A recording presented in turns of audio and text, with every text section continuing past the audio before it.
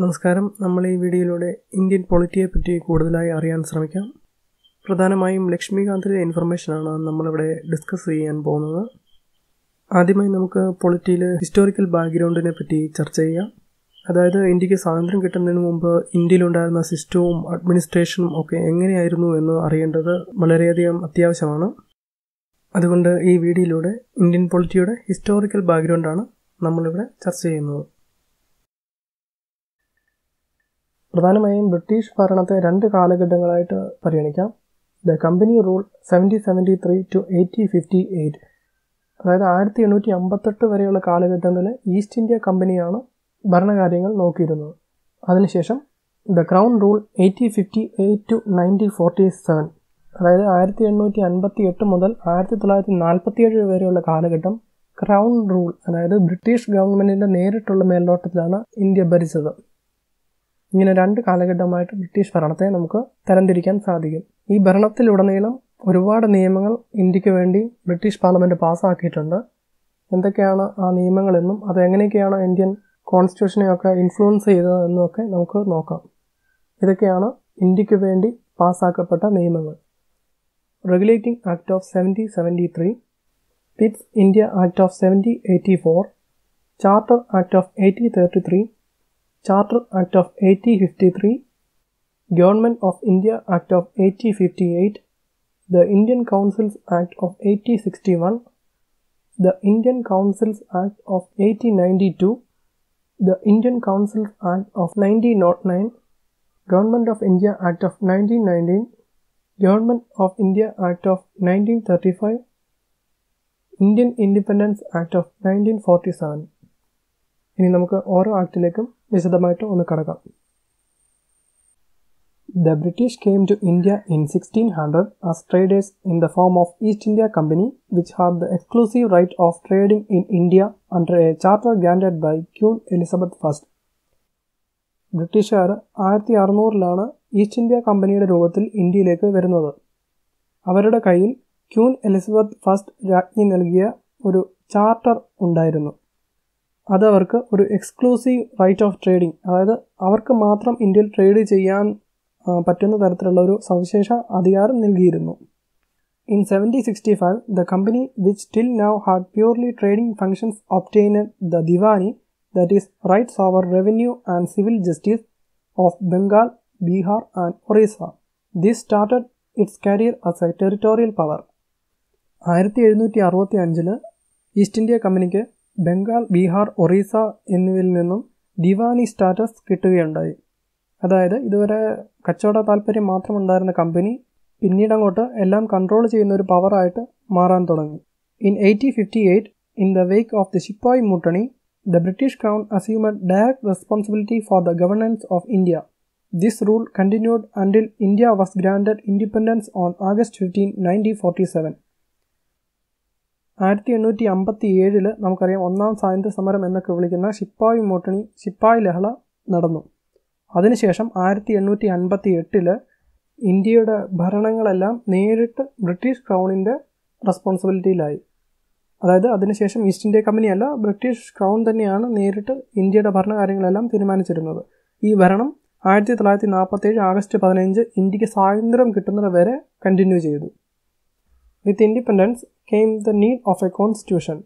As suggested by M.N. Roy, a pioneer of communist movement in India, in 1934, a constituent assembly was formed for this purpose in 1946, and on January 26, 1950, the constitution came into being. ഇന്ത്യക്ക് സ്വാതന്ത്ര്യം ലഭിച്ചതോടുകൂടി ഒരു കോൺസ്റ്റിറ്റ്യൂഷൻ്റെ, അതായത് ഒരു ഭരണഘടനയുടെ ആവശ്യം വന്നു.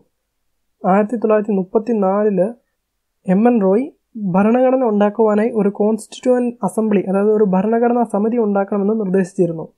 അങ്ങനെ നമ്മൾ 1946 ഒരു കോൺസ്റ്റിറ്റ്യൂവൻ്റ് അസംബ്ലി ഉണ്ടാക്കുകയും 1950 ജനുവരി 20 നമ്മുടെ ഇന്ത്യൻ ഭരണഘടന നിലവിൽ വരികയും ചെയ്തു.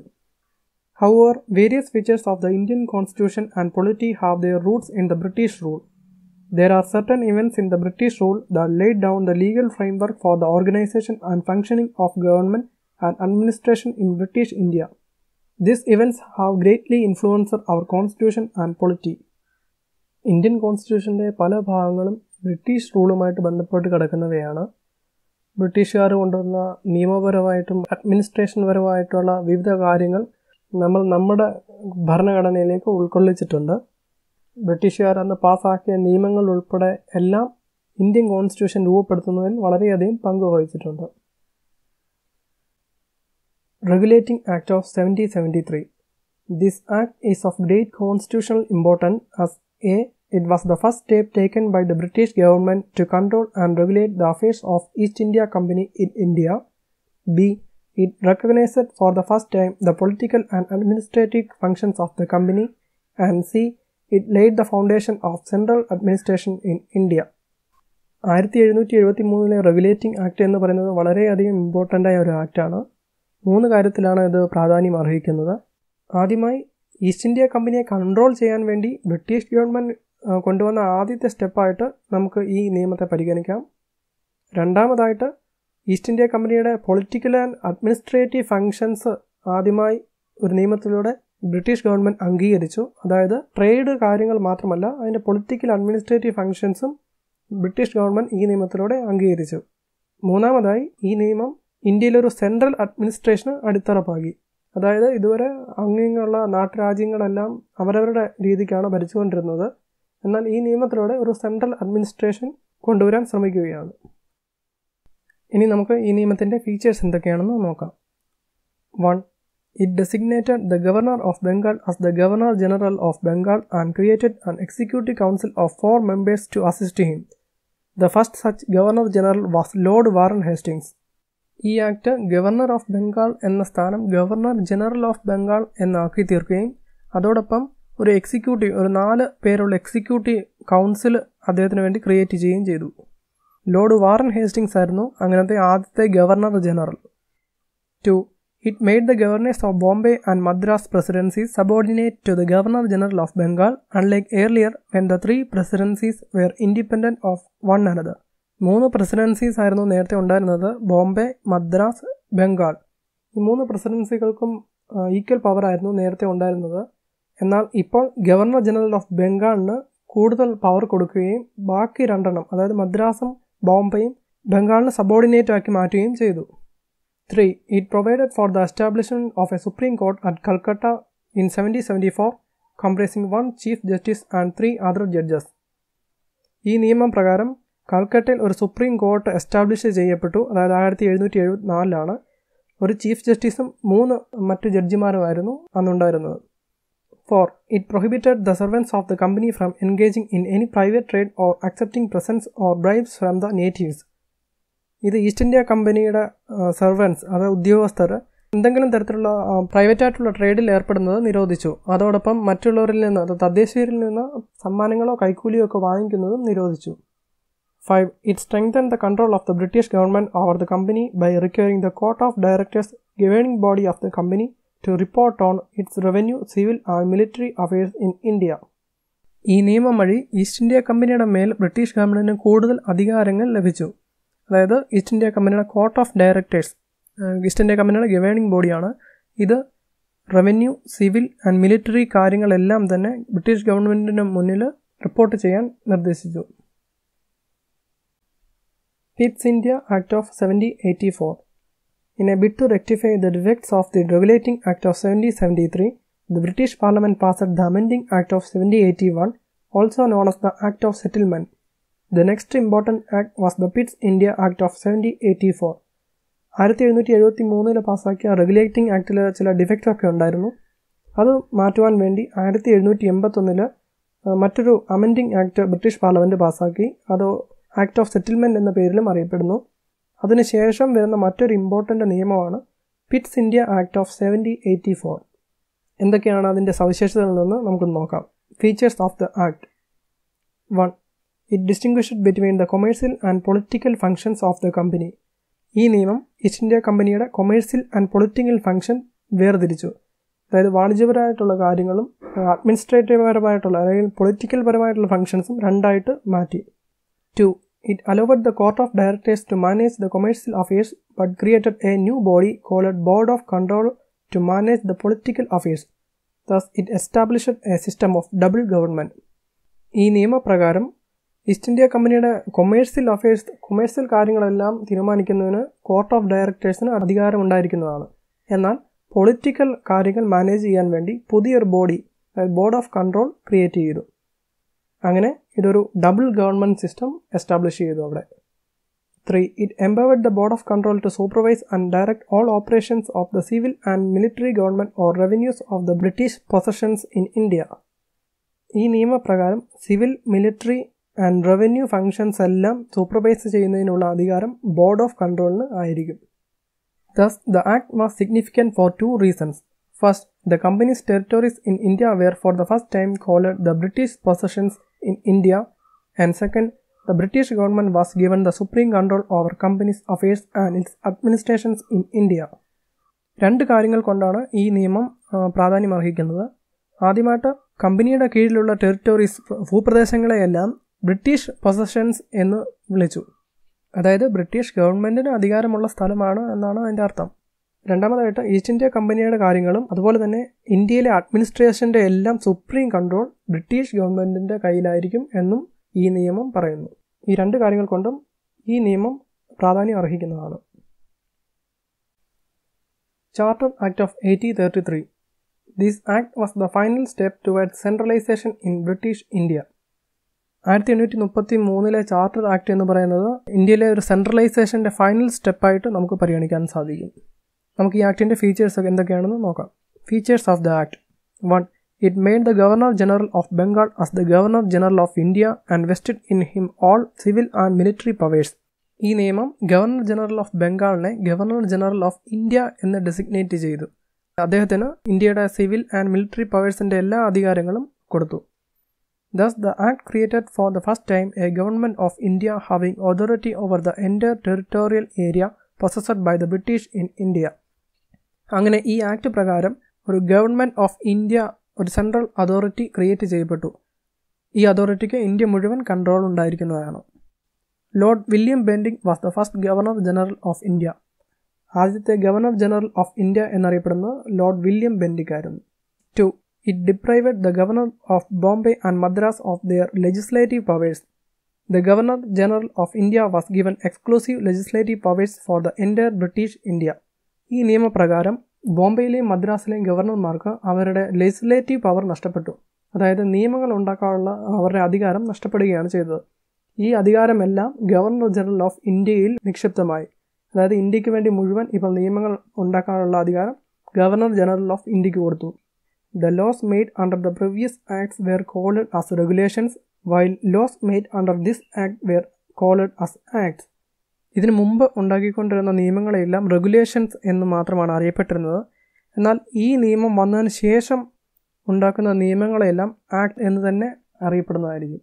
കാരണം ഇത് എൻ്റർ ഇന്ത്യക്കും ബാധകമായിരിക്കുന്നു. 3. It ended the activities of the East India Company as a commercial body, which became a purely administrative body. It provided that the company's territories in India were held by it in trust for His Majesty, his heirs and successors. ഈ നിയമപ്രകാരം east India കമ്പനിയുടെ commercial activities എല്ലാം നിർത്തലാക്കി. East India company ഒരു പ്യൂറായിട്ടും ഒരു administrative body മാത്രമായിട്ട് മാറി. ഈ നിയമപ്രകാരം കമ്പനിയുടെ ഭൂപ്രദേശങ്ങളെല്ലാം ബ്രിട്ടീഷ് ക്രൗണിൻ്റെ അണ്ടറിലായിരിക്കും എന്നും പറയുന്നു. 4. The Charter Act of 1833 attempted to introduce a system of open competition for selection of civil servants and stated that the Indians should not be debarred from holding any place, office and employment under the company. However, this provision was negated after opposition from the Court of Directors. Charter Act of 1833 പ്രകാരം civil സർവൻസിനെ select ചെയ്യാൻ വേണ്ടി ഒരു open competition system introduce ചെയ്തു. ഈ നിയമപ്രകാരം ഇന്ത്യൻസിനെ ഒരു കാരണവശാലും മാറ്റി നിർത്തരുത് എന്ന് പറഞ്ഞിരുന്നു. പക്ഷേ ഈ ഒരു ക്ലോസ് കോർട്ട് ഓഫ് ഡയറക്ടേഴ്സിൽ നിന്നുണ്ടായ എതിർപ്പിനെ തുടർന്ന് നെഗേറ്റ് ചെയ്തു. അതായത് ഇന്ത്യക്കാർക്കും ഫ്രീ ആയിട്ട് സിവിൽ സർവൻസ് ആകാം എന്നൊരു ഓപ്ഷൻ ആദ്യം ഇൻട്രൊഡ്യൂസ് ചെയ്തിരുന്നു. പക്ഷേ എതിർപ്പിനെ തുടർന്ന് അത് മാറ്റി. Charter Act of 1853. This was the last of the series of Charter Act passed by the British Parliament between 1793 and 1853. It was a significant constitutional landmark. 1793 മുതൽ 1853 വരെ ഒരു സീരീസ് ഓഫ് ചാർട്ടർ ആക്ടുകൾ ബ്രിട്ടീഷ് പാർലമെൻറ്റ് ഇന്ത്യക്ക് വേണ്ടി പാസ്സാക്കിയിരുന്നു.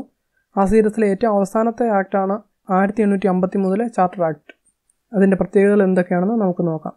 Features of the Act. 1. It separated for the first time the legislative and executive functions of the Governor-General's Council. It provided for the addition of 6 new members called legislative councillors to the council. അതായത് ഈ നിയമം governor ജനറലിന്റെ legislative and executive ഫംഗ്ഷൻസിനെ രണ്ടായിട്ട് വേർതിരിച്ചു. In other words, it established a separated Governor-General's Legislative Council which came to be known as the Indian Legislative Council. This legislative wing of the council functioned as a mini-parliament adopting the same procedures as the British Parliament. Thus, legislation for the first time was treated as a special function of the government requiring special machinery and special process. അതായത് ഈ നിയമം ഒരു separate legislative council create ചെയ്തു. അതിനെ Indian legislative council അല്ലെങ്കിൽ central legislative council എന്ന പേരിൽ അറിയപ്പെട്ടു. ഈ കൗൺസിൽ ഒരു മിനി പാർലമെൻറ്റ് പോലെ ഫംഗ്ഷൻ ചെയ്യാൻ തുടങ്ങി. അതായത് നിയമങ്ങൾ പാസ്സാക്കുന്നതിന് എങ്ങനെയാണോ ബ്രിട്ടീഷ് പാർലമെൻറ്റ് നിയമങ്ങൾ പാസ്സാക്കിയിരുന്നത് അതുപോലെ തന്നെ ഈ കൗൺസിലും ഫംഗ്ഷൻ ചെയ്യാൻ തുടങ്ങി. നിയമങ്ങൾ നിർമ്മിക്കാനുള്ള അധികാരം ഈ കൗൺസിലിന് കൊടുത്തു. 2. It introduced an open competition system of selection and recruitment of civil servants. The Covenantal civil service was thus thrown open to the Indians also. Accordingly, the Macaulay Committee, the Committee on the Indian Civil Service, was appointed in 1854. 1833 charter act പ്രകാരം ഇന്ത്യക്കാർക്ക് civil service open ചെയ്യാൻ ഒരു നിർദ്ദേശം വന്നതാണ്. പക്ഷേ അത് എതിർപ്പുകളെ തുടർന്ന് പിൻവലിക്കേണ്ടി വന്നു. ഇപ്പോൾ 1853 ഈ ചാർട്ടർ ആക്ട് പ്രകാരമാണ് സിവിൽ സർവീസ് ഇന്ത്യക്കാർക്ക് വേണ്ടി ഓപ്പൺ ചെയ്തു കൊടുത്തത്. അതിനുവേണ്ടി മക്കല്ലേ കമ്മിറ്റി എന്നൊരു കമ്മിറ്റിയെ 1854 നിയമിക്കുകയും ചെയ്തു. 3. It extended the company's rule and allowed it to retain the possession of Indian territories on trust for the British Crown, but it did not specify any particular period unlike the previous charters. This was a clear indication that the company's rule could be terminated at any time the Parliament liked. ഈ നിയമപ്രകാരം east India കമ്പനിക്ക് ഇന്ത്യയിൽ rule നടത്താനുള്ള അധികാരം നീട്ടിക്കൊടുത്തിരിക്കുന്നു. പക്ഷേ എത്ര കാലത്തേക്ക് നീട്ടിക്കൊടുക്കുന്നു എന്ന് സ്പെഷ്യലായിട്ട് ഈ നിയമത്തിൽ മെൻഷൻ ചെയ്തിട്ടില്ല.